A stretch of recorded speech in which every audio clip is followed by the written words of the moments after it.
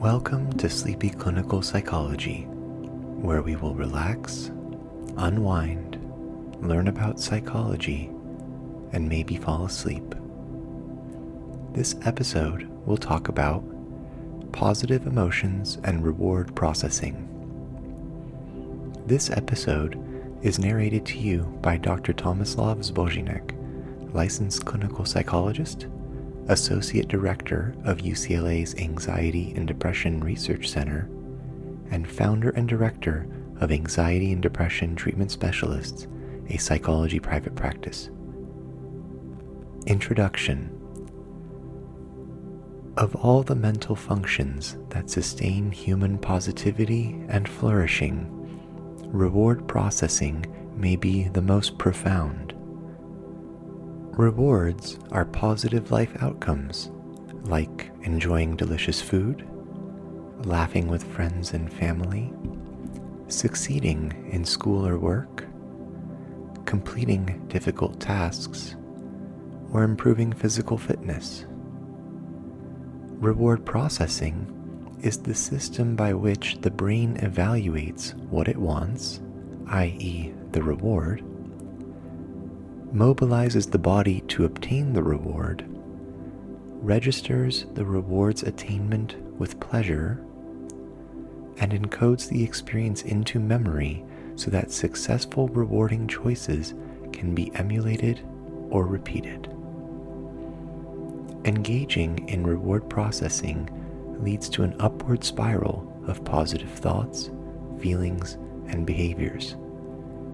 Without engaging in reward processing, life loses its traction. Goals cease to motivate. Success no longer feels positive. Pleasures are no longer enjoyed. The past yields no lessons, and the future seems bleak.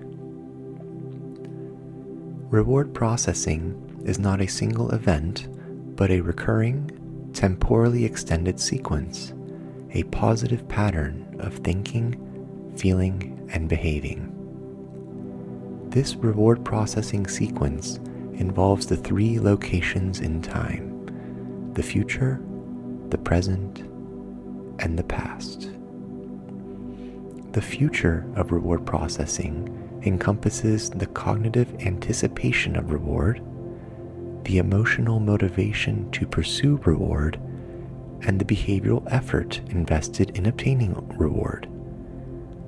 The future means the reward has not yet occurred, so the cognitive anticipation, emotional motivation, and behavioral effort are there to help obtain the reward. The present of reward processing involves the positive emotional experience that occurs when reward is obtained, as well as the enduring, sustained positive emotions after obtaining the reward. The past of reward processing occurs after the reward has been obtained. It involves learning which situations, people, objects, and decisions led to the reward, and a healthy and accurate attribution of that success to oneself. How did I contribute to obtaining this reward? What did I do to help me get this reward? This framework is not merely a conceptual convenience. Each temporal dimension corresponds to distinct brain regions, dissociable psychological processes, and, crucially, specific patterns of deficit that characterize two of the most clinically significant phenomena in clinical psychology: depression and anhedonia. Depression involves persistent sad mood, whereas anhedonia, which can perhaps be considered depression's sibling, involves diminished interest and pleasure in daily activities.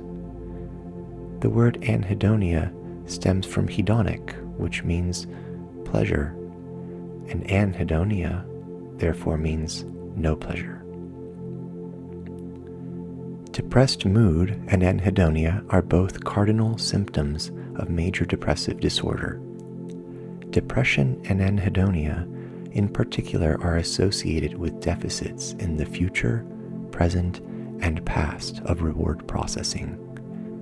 Understanding how reward processing breaks down along the three temporal axes clarifies why individuals with these conditions experience profoundly diminished positive emotionality, and why a cutting-edge evidence-based therapy called positive affect treatment, or PAT, offers a way to improve reward processing, positive emotions, anhedonia, and depression. PAT was developed at the University of California, Los Angeles in the Anxiety and Depression Research Center. It is a very rare, cutting-edge, evidence-based therapy that not only reduces negative emotions, but also increases positive emotions. And the way it does this is by improving reward processing. The future of reward processing. The temporal sequence of reward begins well before any reward is received. In anticipation of a potentially rewarding outcome, the brain initiates a cascade of cognitive, emotional, and motivational processes that collectively orient the individual to pursue that reward. These anticipatory processes constitute what might be called the future of reward processing, and they are among the most complex and clinically significant dimensions in the reward system. Cognitive anticipation. Cognitive anticipation refers to the mental representation of a future rewarding outcome, the ability to hold in mind what one is working toward, to simulate its value, to estimate the expectation that it will be achieved, and to update that representation as circumstances change. This process relies heavily on the prefrontal cortical circuitry, particularly the orbitofrontal cortex and the ventromedial prefrontal cortex, which encode the expected value of expected rewards. These regions communicate with subcortical structures, especially the nucleus accumbens and the ventral tegmental area, to generate anticipatory dopamine release. For example, for those who enjoy tea, coffee, or another beverage of choice, a major spike in dopamine occurs right before the first sip. The distinction between anticipatory dopamine and consumatory pleasure is crucial. Dopaminergic neurons in the midbrain fire in response to reward predicting cues, and this firing encodes a prediction error signal, the gap between expected and actual outcomes. This system underpins the cognitive architecture of anticipation. The brain is constantly modeling the future value of potential rewards, comparing those models against actual experience, and adjusting its predictions accordingly. In healthy reward processing, cognitive anticipation is productive and appropriately calibrated. A person imagines a desired outcome, such as finishing a creative project, reuniting with a loved one, tasting a favorite meal. And that imagined future generates a forward pull. The anticipatory representation is motivationally potent because it is emotionally charged. Emotional motivation. Closely linked to cognitive anticipation is emotional motivation, the affective charge or emotional charge that transforms a cognitive representation of future reward into a felt desire to pursue it. In the literature, this motivational affective dimension is often captured by the concept of wanting reward. Wanting, or the incentive salience that drives approach behavior, is primarily a dopaminergic process mediated by the nucleus accumbens. Emotional motivation gives reward its urgency. It is the felt sense that something matters, that obtaining a particular outcome would be meaningful, that the effort of pursuit is justified. This motivational dimension is closely tied to what psychologists have termed positive emotionality or positive affect, a tendency to experience positive emotional states, to approach rewarding stimuli with energy and enthusiasm, and to engage actively with one's environment.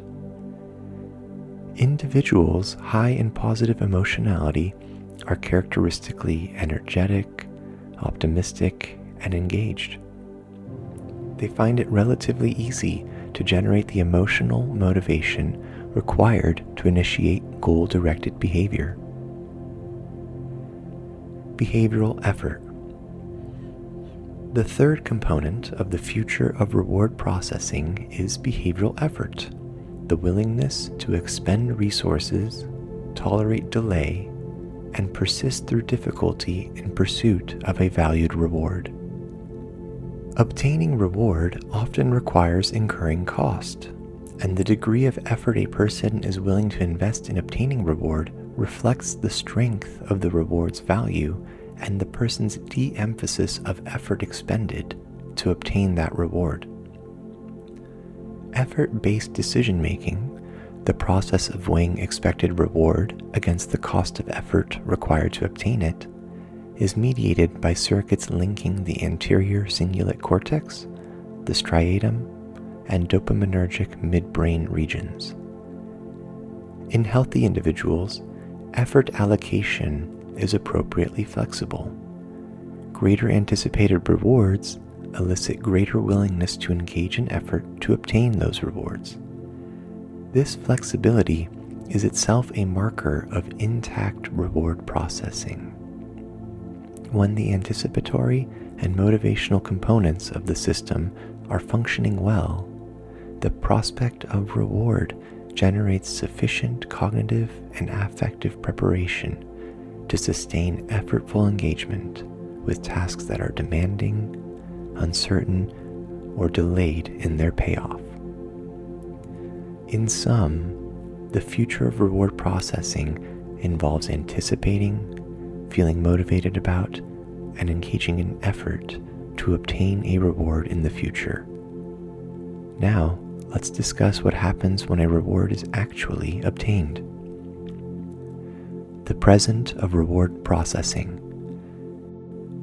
The present of reward processing concerns what happens at the moment of reward attainment and in the immediate aftermath.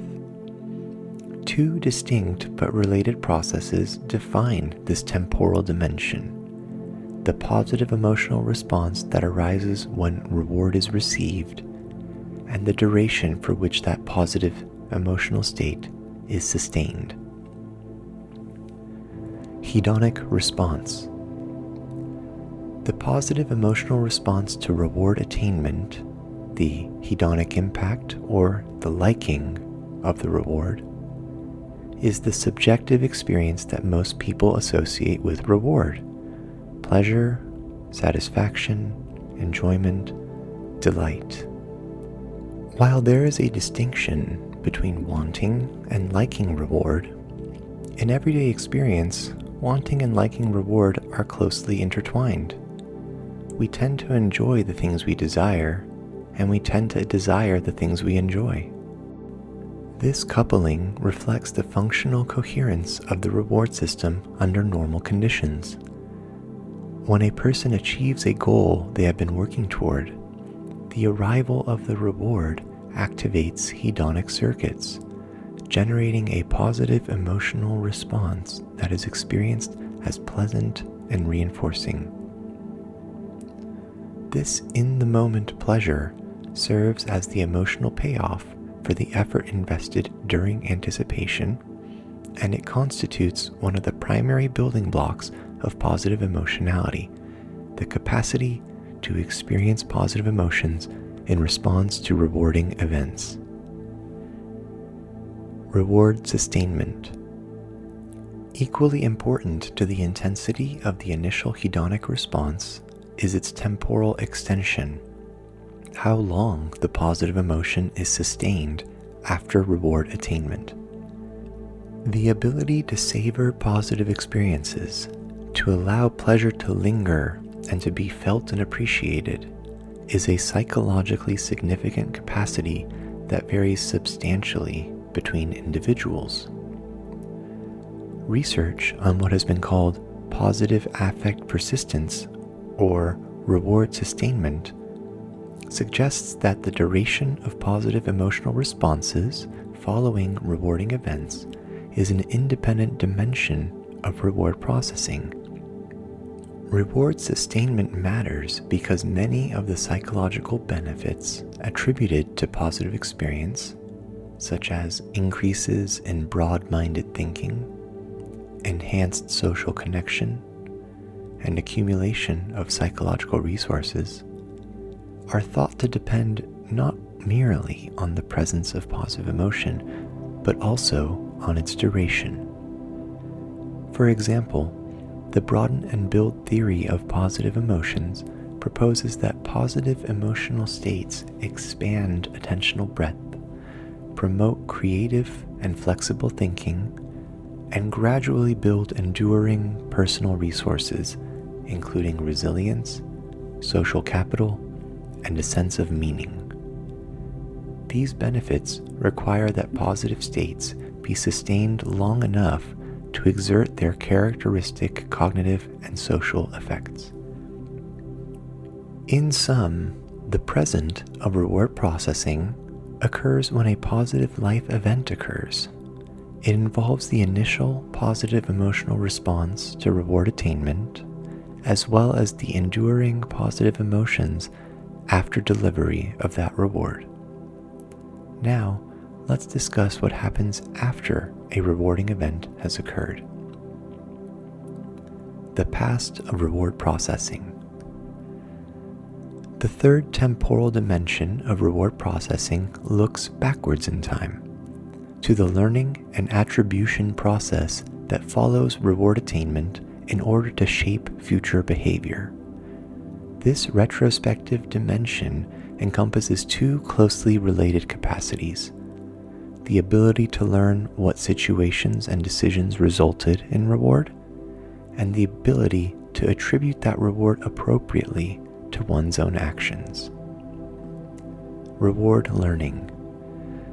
Reward learning is the process by which the brain encodes associations between environmental cues, behavioral choices, and rewarding outcomes, forming the experiential database from which future reward-seeking behavior is guided. This process is anchored in the dopaminergic prediction error system. When an outcome exceeds expectation, a positive prediction error triggers synaptic strengthening in the circuits that encoded the preceding cues and choices, making those cues and choices more salient and those choices more likely to be repeated. When an outcome falls below expectation, a negative prediction error weakens the relevant associations. In other words, when something occurs that we didn't 100% expect, our brain learns something new, and if that something is a reward, our brain learns how to emulate the circumstances and decisions that led to that reward so that they can be repeated. Intact reward learning is the foundation of what might be called psychological wisdom about one's own life, an accumulated understanding of what situations, relationships, and activities are genuinely rewarding, and what choices tend to lead toward or away from flourishing. This wisdom is not merely cognitive. It is deeply emotional, carried in the emotional memories associated with past rewarding and unrewarding experiences. Taking appropriate ownership of rewards. Reward learning alone is not sufficient for adaptive functioning. Equally important is the ability to attribute rewarding outcomes appropriately to one's own actions, to take ownership of the choices and efforts that led to a positive result. This attributional process is central to the development of self-efficacy, the belief in one's capacity to influence outcomes through one's behavior. It is one of the most powerful predictors of motivation, persistence, and psychological well-being. Healthy attribution of reward to one's own agency generates a sense of competence and mastery that is itself a potent source of positive emotions. When a person recognizes that their effort, skill, or judgment contributed to a rewarding outcome, they build an internal model of themselves as capable and effective, a model that supports future motivation and emotional resilience. This process of internalizing success is disrupted when people habitually attribute positive outcomes to luck, the actions of others, or transient circumstances, leaving their internal model of self-efficacy unchanged and the motivational benefits of reward unrealized. In sum, the past of reward processing involves learning what led to reward and appropriately attributing one's own decisions and actions to obtaining that reward. Now, let's discuss symptoms and emotional states that relate to low versus high reward processing. Depression, anhedonia, and positive emotionality. The future, present, and past of reward processing are all ingrained in major depressive disorder, and the most severe disruptions are concentrated in the syndrome of anhedonia, the diminished capacity to experience pleasure, interest, or motivation in daily life in response to rewarding stimuli. Anhedonia is not merely one symptom among many in depression. It is increasingly understood as a core transdiagnostic feature that indexes dysfunction in reward circuitry specifically, and it is associated with particularly poor treatment outcomes when conventional treatment approaches are used. In the domain of the future, depressed individuals show reduced activation of anticipatory reward circuits, particularly in the ventral striatum and medial prefrontal cortex, in response to reward predicting cues. Neuroimaging studies consistently reveal blunted nucleus accumbens responses to rewards.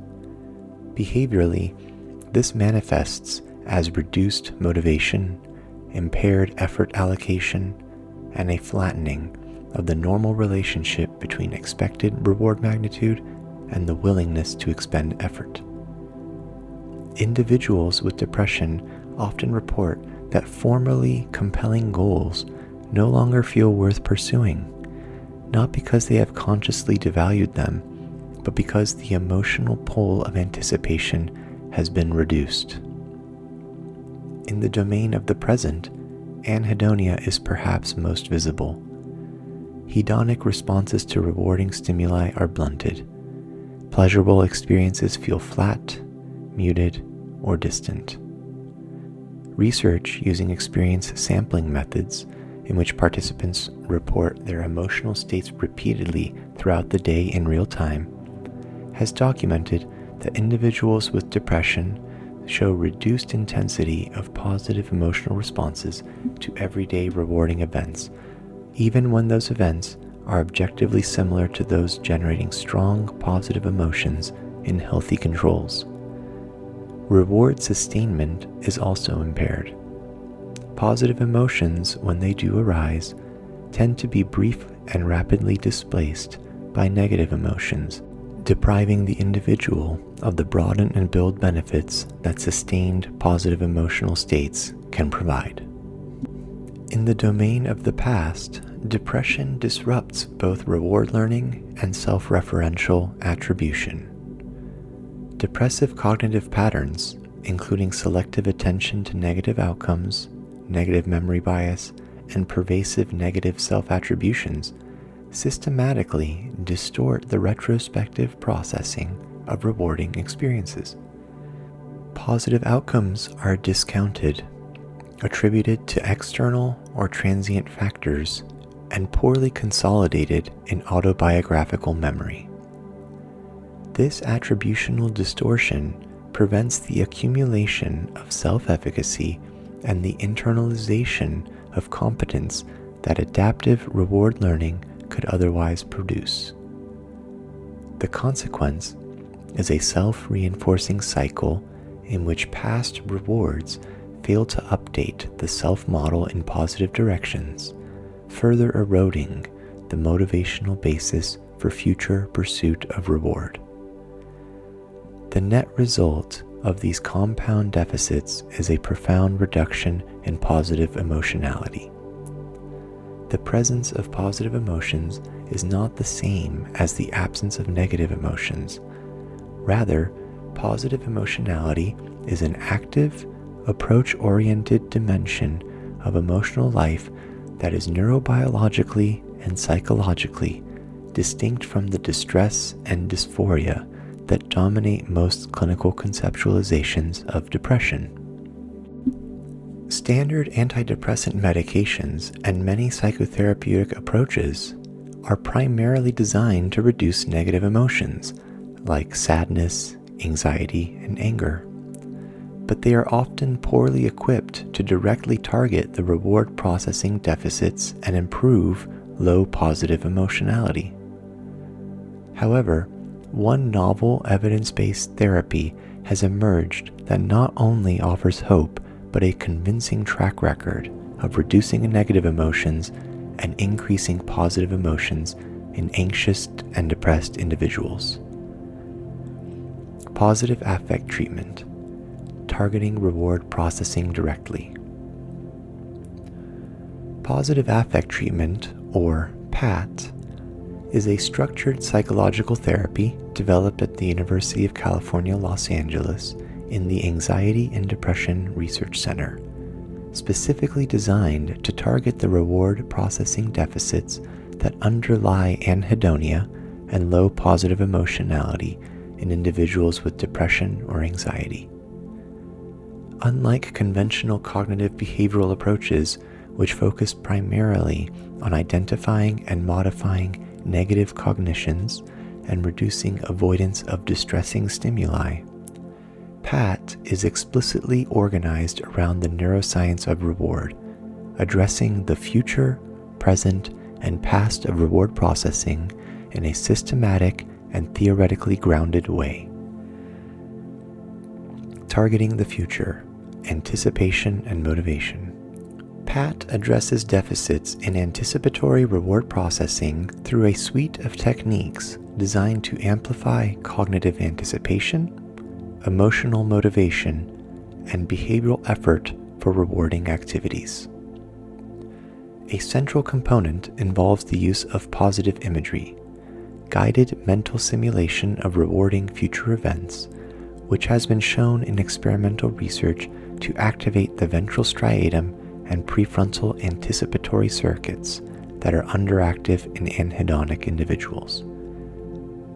Participants are trained to generate vivid, sensory-rich mental images of anticipated positive experiences, practicing the emotional amplification of anticipatory representations that healthy reward processing ordinarily produces automatically.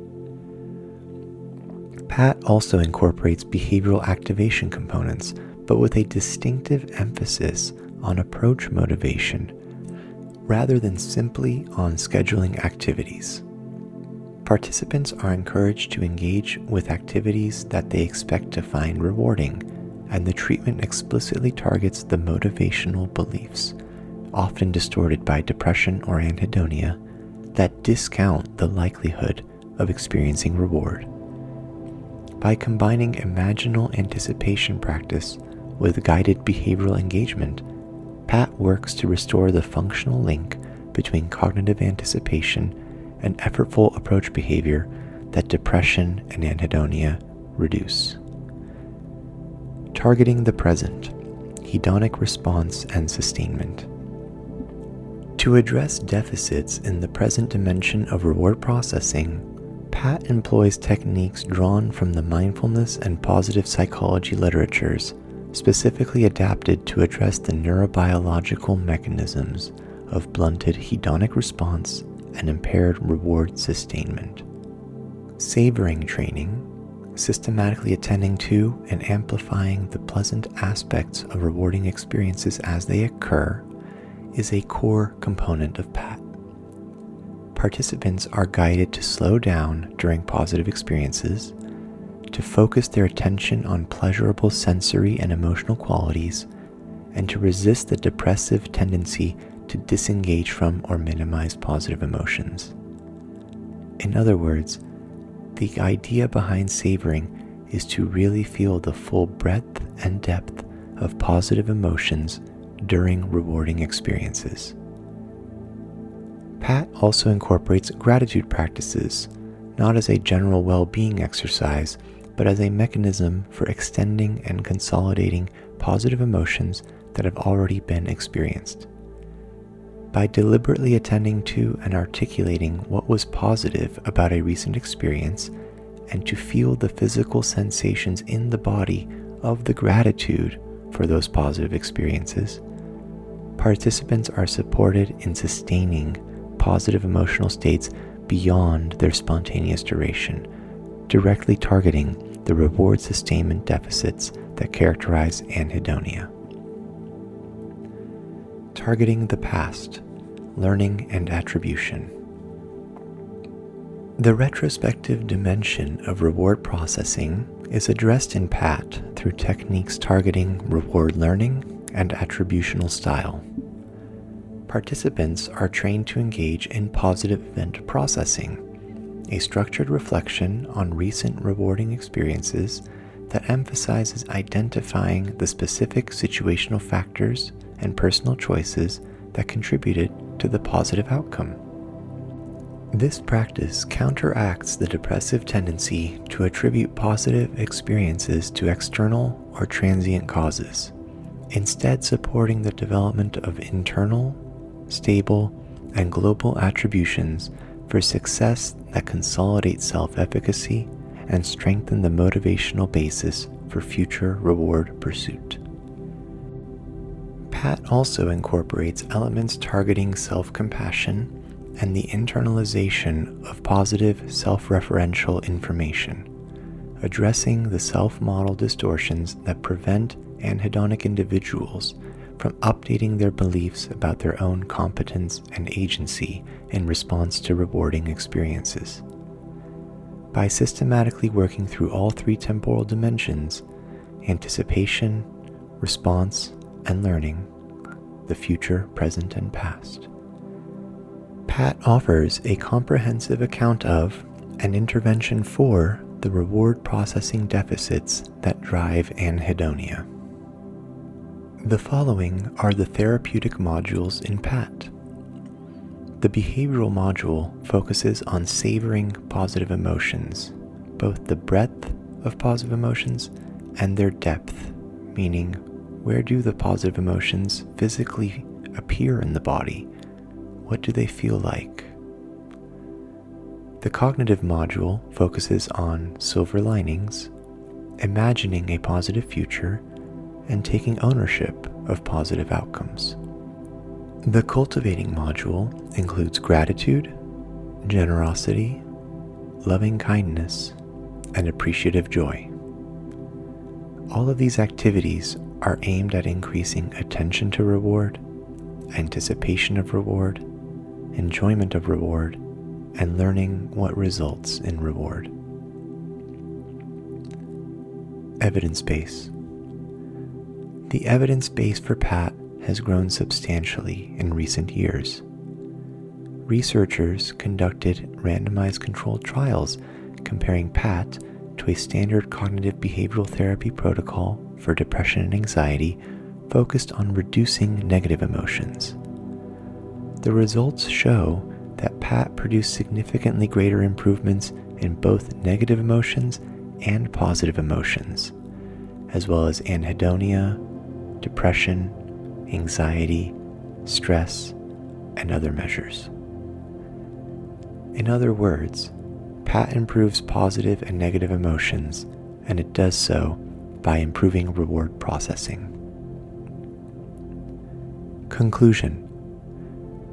Reward processing is not a single moment of pleasure, but a temporally extended architecture spanning anticipation, attainment, and learning. Its future dimension, cognitive anticipation, emotional motivation, and behavioral effort, prepares and propels the organism toward valued outcomes. Its present dimension, hedonic response and reward sustainment, delivers the affective payoff that justifies that effort and seeds the broaden and build dynamics of flourishing.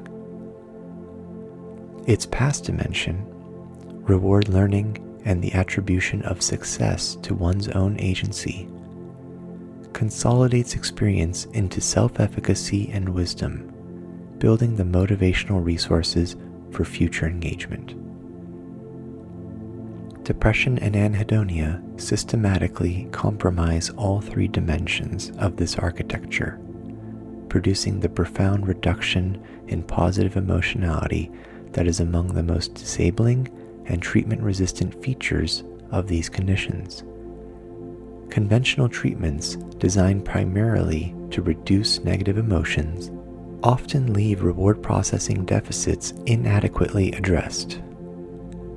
Positive affect treatment represents a principled, neuroscientifically grounded, and empirically supported treatment choice, one that improves the reward system's temporal complexity directly and offers individuals with depression, anhedonia, and anxiety not just relief from suffering, but a genuinely reconstructed capacity for positive engagement and positive emotions in their lives. In a clinical landscape that has long been organized around the language of deficit and negativity, PAT offers something complementary and essential, an explicit commitment to the restoration of reward and positivity. To feel the pull of the future, the warmth of the present, and the foundation of the past, that is not a luxury in human mental life. That is the very source of vitality. This has been Sleepy Clinical Psychology, narrated to you by Dr. Tomislav Zbozinek. If you stayed awake, then I hope you both learned something helpful and feel relaxed. If you fell asleep, then I hope you feel more rested upon awakening. Thank you for your time, your attention, and the drifting of your attention. Please feel free to listen to my other episodes, which explore more topics in clinical psychology that you can listen to, fall asleep to, or both. Until next time.